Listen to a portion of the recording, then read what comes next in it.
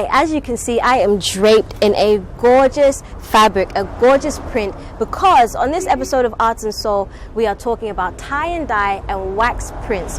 If you want to know where to get exclusive, exquisite wax prints and tie and dye, come to Jolly Text Industries right here in Osu. We're going to be exploring and we're going to meet the phenomenal woman who is behind all these prints that you can see around me. You don't want to go anywhere. Stick around. This is Arts and Soul. Let's go.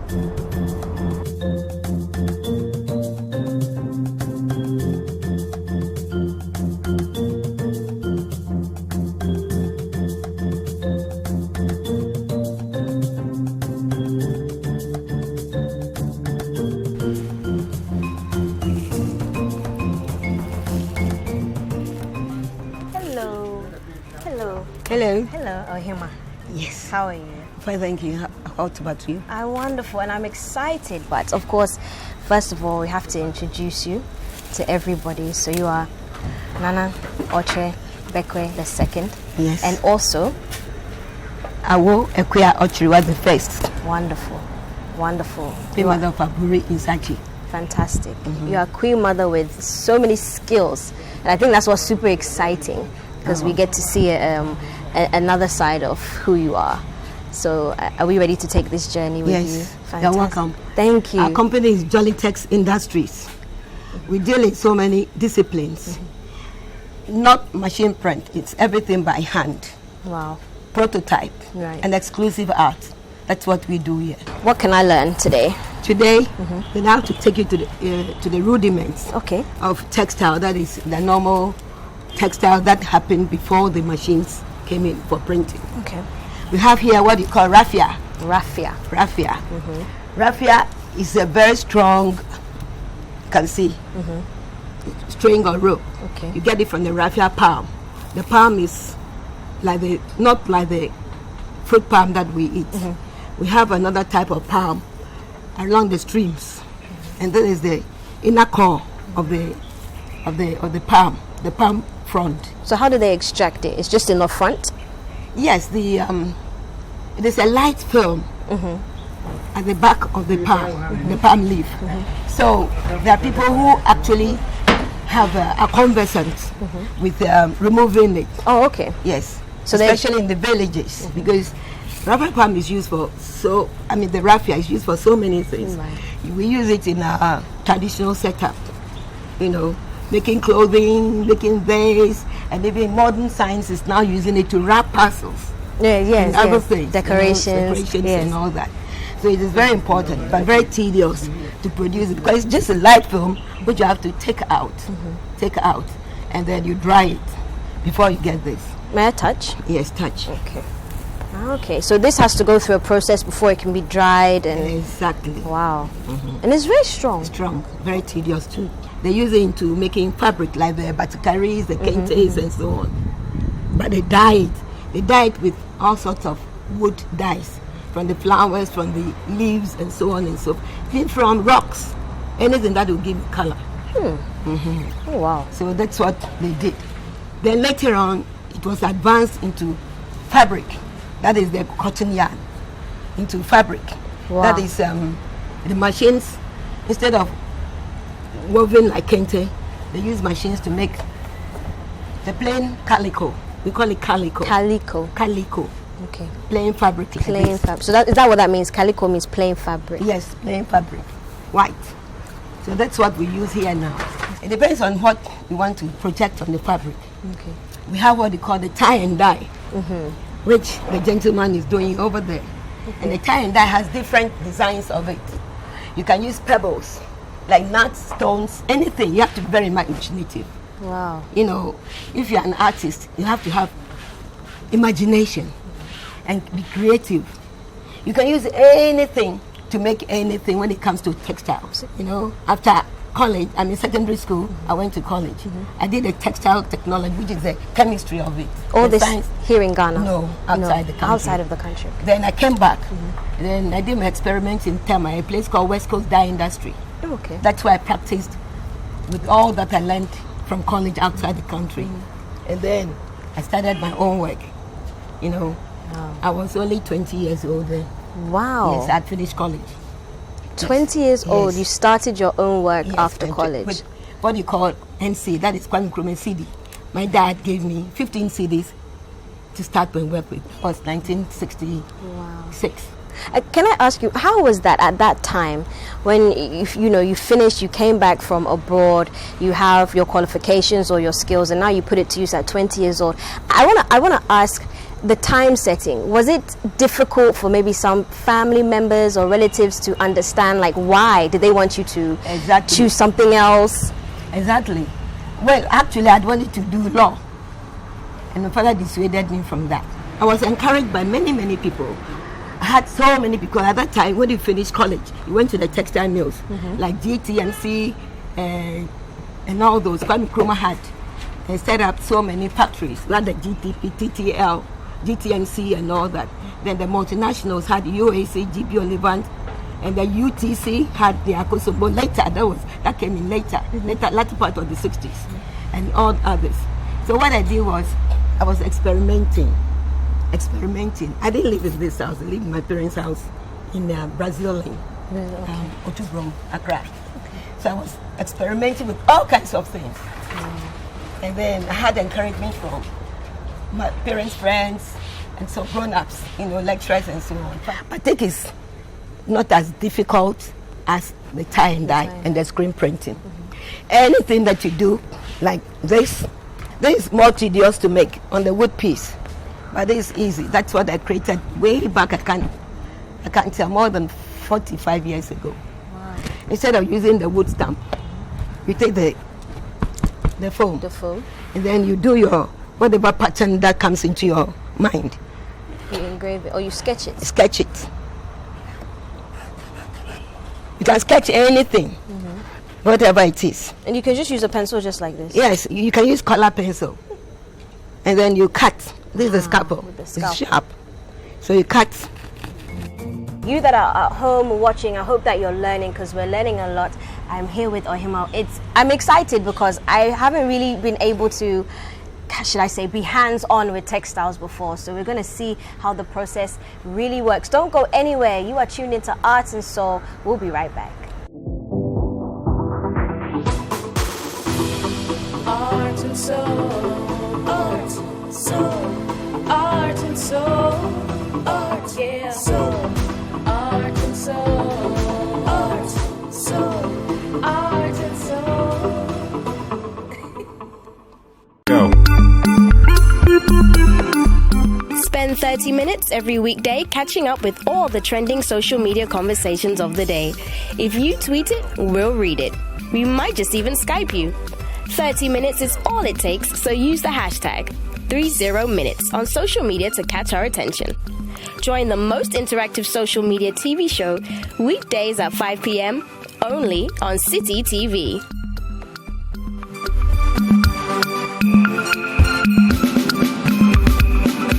Go.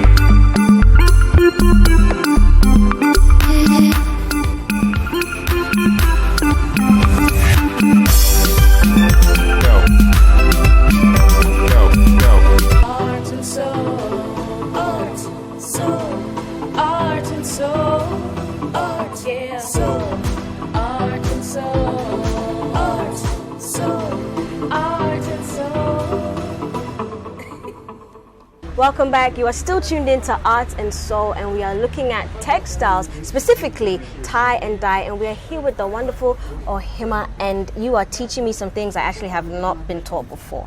So I'm excited. So where are we right now? We are now at the tie and dye section. Okay, yes. The tie and dye section is when we use the raffia that I talked about previously, which is natural, yeah. It comes like this from the royal palm, from the raffia palm.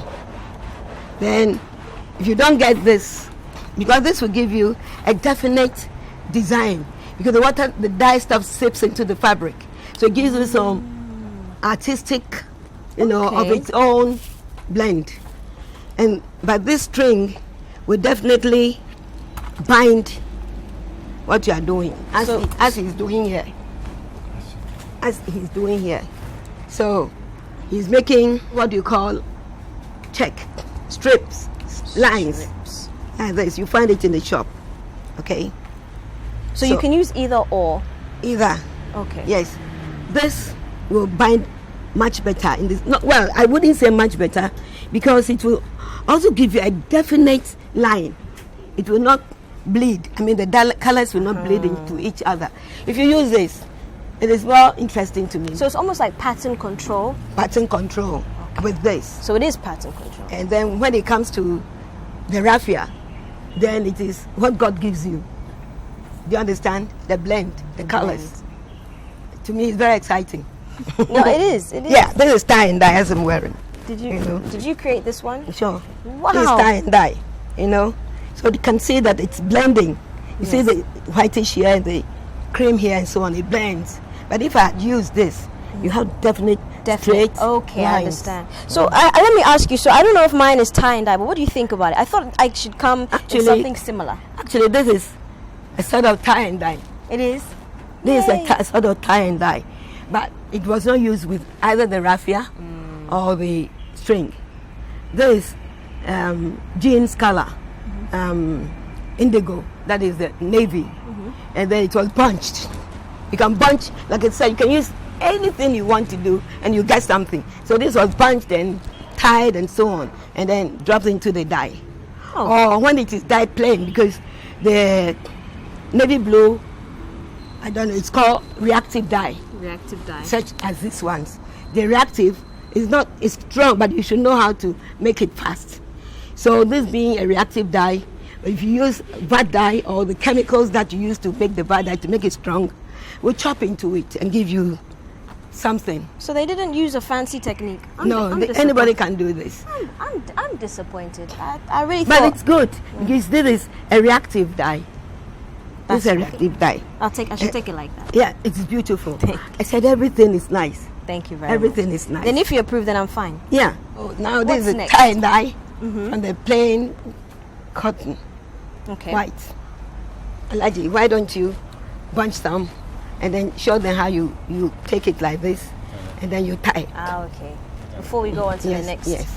station, 'cause I see he's doing print over there. What is sorry? Yes. Left. You have to gauge and know exactly what you need. Okay. The thread. Thread. You make it tight. Make it tight. Like you see, you're using a lot of pressure on the thumb Yes, to secure the fabric. Oh wow. So you just tie it like that. Tight. And then do this place a bit so that you can see the straight lines too. Straight line. And then everything that you create and design, I mean, depending on what the customer wants, they can use it for wrap, for dress, for skirt, trousers, anything. Whatever, tablecloth, Tablecloths, curtains. curtains, Wow. anything that you want to use it for. See, Okay, all right. So these are the straight lines, Straight line. wow. stripes. This is a science. This is a serious technique. We create until we are tired of creating. Okay. Yes, but what is done, we can do about 3 a day of the 4-yard pieces. So these are 4-yard pieces. Yes, 4-yard pieces. So this is how you create with a pebble. The purple. You can either double it. When you double it, it will give you 2 shades. And your space is great because you have so many natural resources that you can use every day. You know what? These things we take for granted. Using pebbles and things to create and design. Growing up as a child, pebbles were to kick or play small football with. Or as counters. Those counters, exactly. In my days, we used pebbles and palm nuts as counters. But now I think after our time, they use abacus. Okay. Yeah, that is the European way. So what you're doing right now, this will also create another design. Wow. So there we are. So imagine that we drop this into the dye. Where the raffia is, will not take the dye. But you see the folds? It will blend like how this is. it disperses into the fabric. Okay. So just let me imagine that it's dyed. This takes a lot of patience. That is nice. I think you had See some. this? See. Here. Give me some small ones. And even when you are cutting, you have to be very careful you don't cut the cloth. That is when you are doing the tie and dye. Tie and dye is very tedious. As you said, it demands a lot of patience. We don't hurry with tie and dye. That's why you can't do mass production with tie and dye. Because of, you have to really take your time. Yes. See now, imagine you take it out, open it out, Ah, okay. and take the pebble out. Do you see this? I don't know if you can Like see the natural. Yes, and you see the folds that have come on it. This is what will happen when it is dyed. Wow. Yeah. So you have that kind of art with the stone. That is what the stone gave you. So we've seen the ways to, can we call it wrap? Yes. Wrap. Now, what is going on over here with this gentleman? Can you show us what he's Yes. doing? What he's doing here is I'll follow you. You lead the yes. way. We have the the plain white, the calico. Here on the table. So this is this basically. Yes, that is it. Just a moment. So it depends on the yardage you want. Either 4 yards, 6 yards, 12 yards. Then we come to the batik. That is the batik. Batik means you are using wax. And The this wax is the wax, paraffin wax. Is it a heavy block? Yes, this is the wax in its raw form. It's heavy. You know, wax was this heavy. Yeah, Okay, this is wax in raw form. raw form. Is this what he has melting at the Yes, back? yes. Oh, wow. This is heavy, guys. So So, you break it up into pieces to melt to the pan. okay, so I think we should go over here. So this is the wax, The wax. that's been melted. Melted. So from here to Into the here, here. what Yeah, the temperature fire. do you have to melt it at? We do it slowly till you get to this heat. Okay. Does it ever have to reach boiling? No, it doesn't. When it boils, then it means you are spoiling everything. spoiling It has to be hot enough to penetrate the fabric. Okay. Okay, so he's literally taking, so there's the design inside the wood, and he's literally placing it into The hot wax. the hot wax. Imagine this is it. You see here, he's leaving spaces in between. He stamps here, and then he leaves one space. It means we are going to have 2 colors on this fabric. Oh, wow. Very strategic. Okay, so after the batik, Before you start stamping, you take the measurement of this. Take the measurement of the pattern that you have. Then you come on the plain material that is cut. You measure the width of the fabric. Usually it comes in 36 inches or so. Sometimes you get 40, 48, depending on what the manufacturer gives you. So let's say that this is giving you 36, like I said. Then you measure your pattern, that is your block, the wood block. How many inches? 3 inches. 3 inches. So how many 3 inches can go into the 36? 12. 12. I'm good at math. So you start from the edge.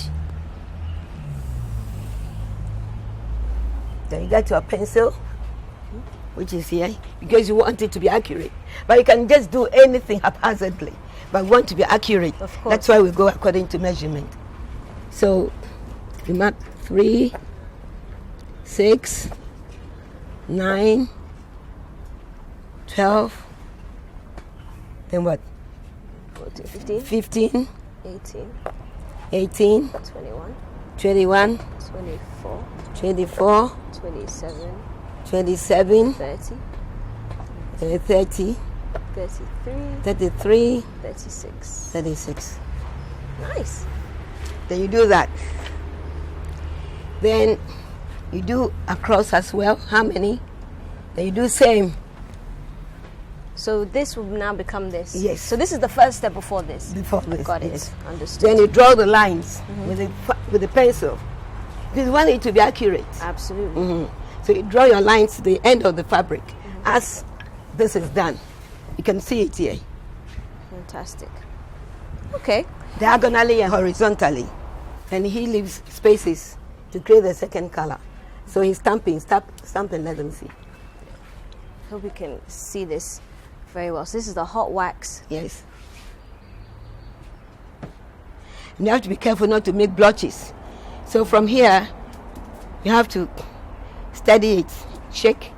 Then you come to the receiving pan so that you don't. So any excess can drip off. Exactly. Then you use it to receive it from the, yes, not in the fabric. So it's another, you have to be careful with what you do. This is what we call fabric sculpturing. Like we sculpt the wood pieces to get the different designs. In this case, you draw with a pencil on the plain fabric. Or you can use any, we dye this from the white, this is dyed. If you want to have a background of any color, except black, because black is the finality of all colors. So you start with the lighter shades, and on, then you go to the darker shades. If you start from the darker shade, you can't put lighter shade on, on it. So either we want the background to be like webs, spider web, mesh. It will be waxed after. But with this is what we have at the moment. We're doing this.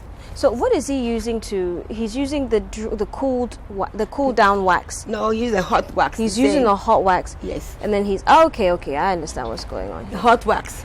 Dip it in. Go near tree, him tree. Go.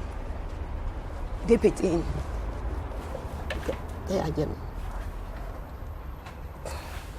Okay.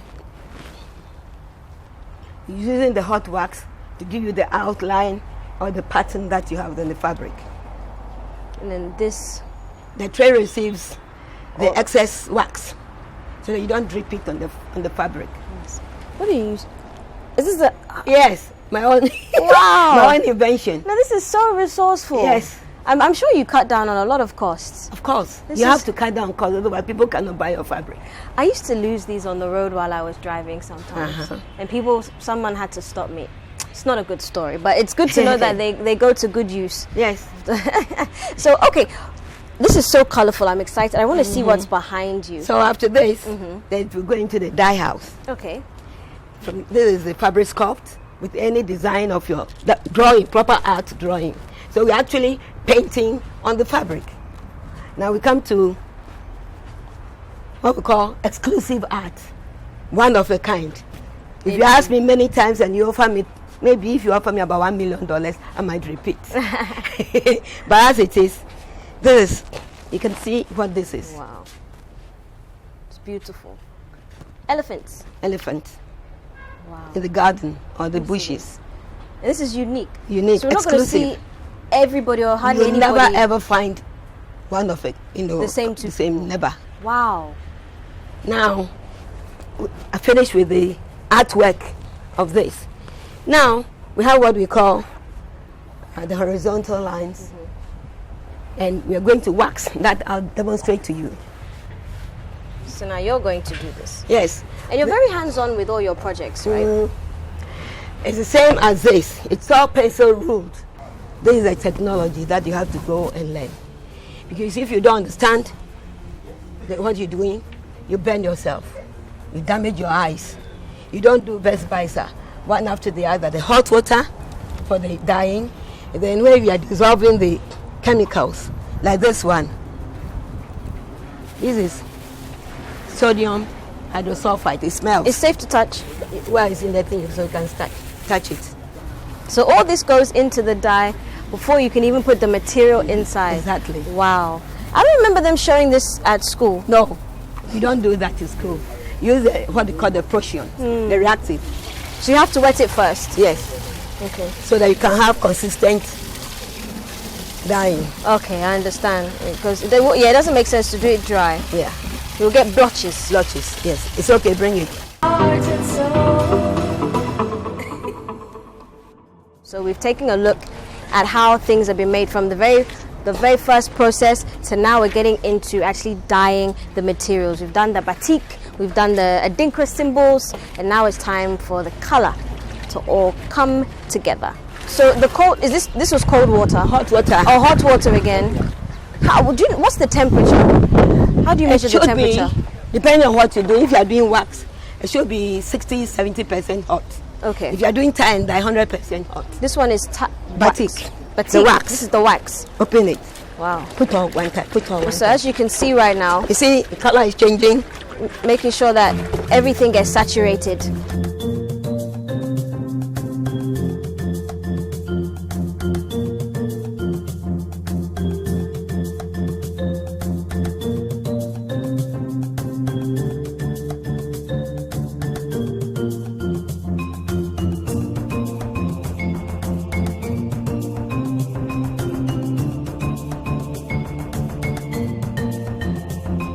I didn't show you safety measures in the workshop.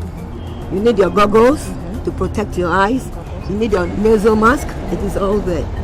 And then your boots. You could see the red riding boots. And then all your there. apron, the synthetic apron, because of the chemicals. When the fumes go into your eye, you lose your eyes. If you breathe in too much, it can cause you chest infection. So it is very, very, very important to know what chemicals you are dealing with. Absolutely. So the workshop is the main place where you need to take safety precautions. Fantastic. Ohima, thank you. You're welcome. I'm so grateful. I've learned a lot. I hope you've all learned a lot too at home. Ohima has taught me basically everything in a nutshell with her many, many years of experience. So I hope that this has been beneficial. So if you want to get into the textile industry, if you want to learn tie and dye, exclusive, exquisite quality production of tie and dye and batik, Ohima is here for you. She is here for you. Thank you so much. Thank you. This is Melissa Awad, and we'll see you next time. Bye.